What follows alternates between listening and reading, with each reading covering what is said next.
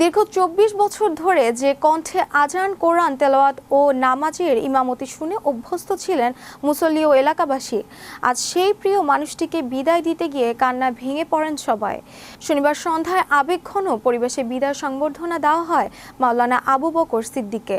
শেষ মুহূর্তে তাকে ঘিরে ধরে দোয়া, ভালোবাসা আর স্মৃতিচারণে ভারী হয়ে ওঠে পুরো মসজিদ প্রাঙ্গণ। নোয়াখালীর বেগমগঞ্জ উপজেলার নরোত্তমপুর ইউনিয়নের কলিমুল্লাহ মৌলভী সাহেবের বাড়ির জামে মসজিদ এলাকাবাসী ও মসজিদ কমিটির আয়োজনে এই বিদায় অনুষ্ঠানের আয়োজন করা হয়। এ সময় ইমাম আবু বকর সিদ্দিককে সম্মাননা হিসেবে পাগড়ি পরিয়ে পাঞ্জাবি, পায়জামা, শাল, জুতা ও সম্মানস্বরূপ নগদ ২ লক্ষ টাকা প্রদান করা হয়।